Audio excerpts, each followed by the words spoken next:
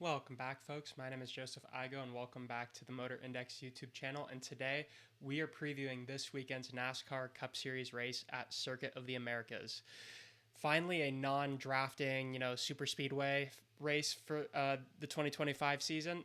So hopefully, we'll get a better idea, as to who's the more competitive cars, who's the not competitive cars. It's tough to tell at these super speedways, so we'll get somewhat of a better picture as to where everybody stands. But I think after maybe like Homestead in a few weeks, we'll have more of a broader scope of where everybody lies. But I think this will definitely give us a better preview as to what we can expect for the rest of this season compared to the previous two races.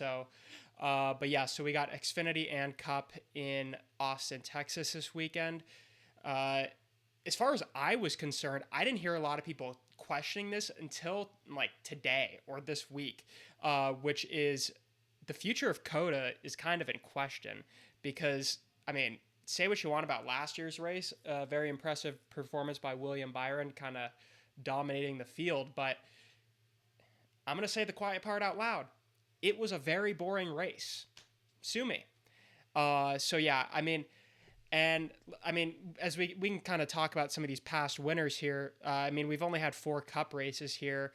The first one being Chase Elliott's win back in 2021 in that crazy rain race. Like, I think the first ever time NASCAR's raced in the rain. Don't quote me on that. I believe that was the case, though. So Chase Elliott won that race, but if you remember correctly, if that race doesn't get rained out, Kyle Larson was going to end up catching him and probably winning that race. So a little bit of a lucky win there for Chase Elliott, but that's how they got to be sometimes. And then the next year you had Ross Chastain winning in that crazy battle for the win there with AJ Allmendinger and I believe it was Alex Bowman on the final lap. Crazy end of that race, kind of Ross Chastain, ruffled some feathers with that one. And then the following year you had Tyler Reddick with that, I believe it was 3 overtimes to decide that one. So a little weird there. And then, like I kind of mentioned earlier, was William Byron's win last year. A big domination that race. You can make the argument that maybe if that race was 5 or 10 laps longer, that Christopher Bell may have been able to close that gap. But let's just be honest here. That race was total annihilation by William Byron. So yeah, it'll be interesting to see how this race plays out this year, because I think if it's as boring as last year, I could honestly see them taking it off the schedule. I love COTA. I love the energy it brings. I love the different culture compared to different racetracks that we go to. It's like everybody that goes to it talks about how unique it is. There's a lot of different things to do at the racetrack. Obviously, it's a huge facility, so they have more of a chance to do some different things, but it's a different market for sure. Yeah, it's in Texas, but obviously it's just a different demographic of people. It's a lot younger of an audience there in Austin, and the race has done really well the past few years in terms of attendance. But as far as entertainment goes, I think the big thing also that as far as entertainment goes, we need a good race, but I think it's going to be interesting to see how the entertainment factor has changed with the new configuration of COTA. If you remember how COTA had that super long straightaway, some of y'all probably remember when Truex had that pretty nasty wreck there in that rain race. But that whole area with that crazy hard, I think they call it a hairpin turn, don't quote me on that, that part's gone. So they basically cut that whole part of the racetrack off. So I think this race goes from 60 laps to 100 laps just because the shorter, just course. But it'll definitely be interesting to see how the entertainment factor plays out, because I think if this race is as boring as last year's was, as impressive as Byron's performance was, I could see them taking this off the schedule for something else. I just could. We'll see. Another big storyline heading into this weekend is the Cup Series debut of Connor Zilisch, the young phenom there for Trackhouse Racing. I think I've mentioned this in previous videos, but we all kind of expect if Daniel Suarez's season goes how we kind of expect it to go, and he doesn't get at least one, if not a couple wins, that Connor Zilic probably ends up taking his spot at Trackhouse in the Cup Series next year. We'll see how that plays out. I see a lot of people making some crazy predictions about Zilic, maybe being a top 5, top 10. I've seen even some people going as far as to say he will win this race. Now, look, I, I'm as high on Connor Zilic as everybody else. Like, by far and away, probably the best talent we've got coming up the ranks to Cup. But let's pump the brakes a little bit. It's his first Cup Series race. He's never raced this race car. Pump the brakes. I think a top 10 is definitely on the table. A top 5, maybe a win. If you're asking me, not going to happen this race.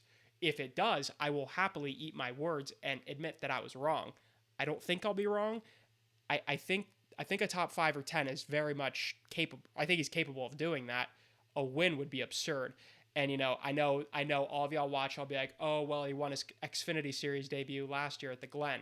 Totally understand. Yeah, I mean, you got a good point there. But this is the Cup Series, and everybody talks about that jump from Xfinity to Cup is the biggest jump. And kind of like how in baseball, the difference between AAA and the MLB is the greatest jump.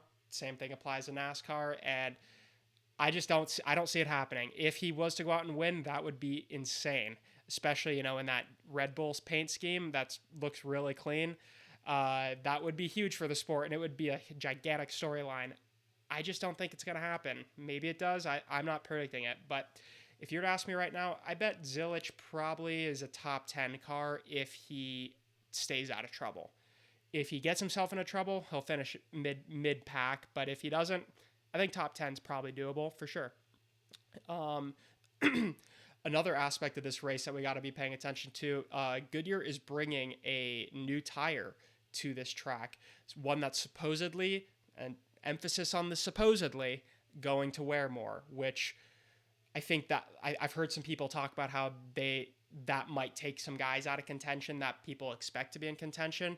Just, guys who are not as good at saving their stuff as some other guys. But that'll definitely be a huge storyline to watch. And I think as far as, like I mentioned before, the entertainment value, if Goodyear is able to bring a tire that is able to wear very good, I think it will help the entertainment value. So I think that's definitely something to watch this weekend. Let's get into, some of the drivers that we kind of expect to be in contention. As far as the drivers that I think, so I got my winner, and we're going to get to my winner. If it's not going to be my winner, I think these, let's see, 1, 2, 3, 4, 5, 6 drivers. I think these 6 drivers will be the ones who win if it's not my winner.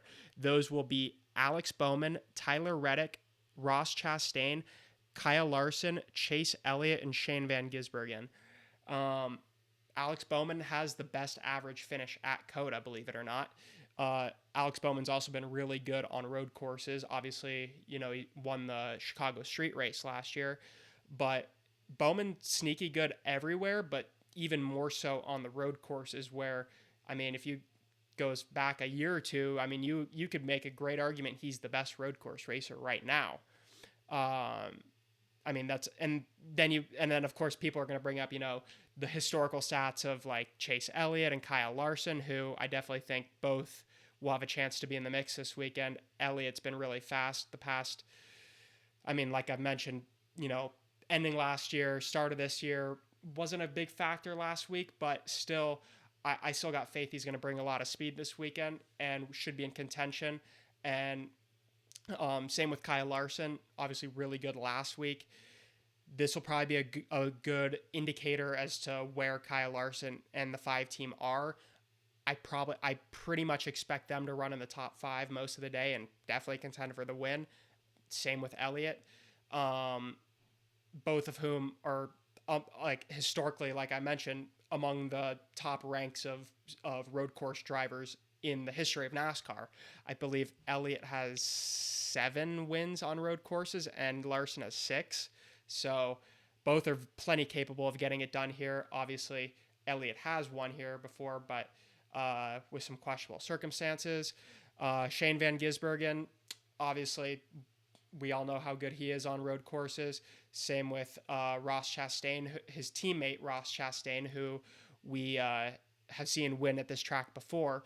And another thing I saw a lot of people mentioning this week is, you know, with Zilich, with SVG, with Chastain, Suarez. I mean, do we expect that, or Trackhouse? Do we expect Trackhouse to bring 4 winning capable cars? Probably unlikely. So I think qualifying is going to tell us a lot about who in that camp of the Trackhouse drivers has the winning car or potential winning car. I think that's going to tell us a lot. So as far as SVG and Chastain are concerned, watch for qualifying, and that should tell us a lot about those guys. And then Tyler Reddick, who has been the second highest average finisher at this track and is one of the best qualifying drivers at COTA as well as, you know, road courses in general. So I think Tyler Reddick definitely is one to watch. And, you know, Tyler Reddick's also one who really hasn't been seen the past couple weeks. Like, obviously ended the year really good and had a fantastic season last year, but not really a big factor on the super speedways and the past few weeks. And I know everybody's going to be like, oh, well, he finished second at Daytona. Yeah, well, he was running like 9th when that wreck happened. So say what you want about that finish, but no, I fully expect, though, Tyler Reddick to be competitive at COTA. Can he win? Absolutely, he could win.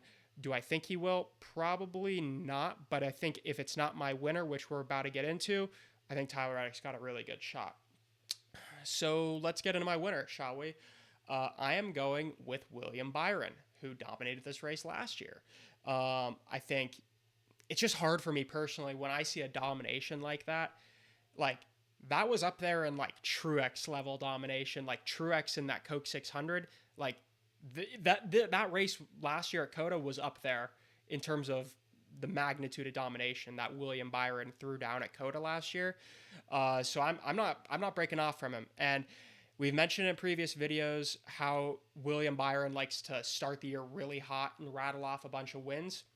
I see no reason why he can't do it here. I mean, he literally did it last year.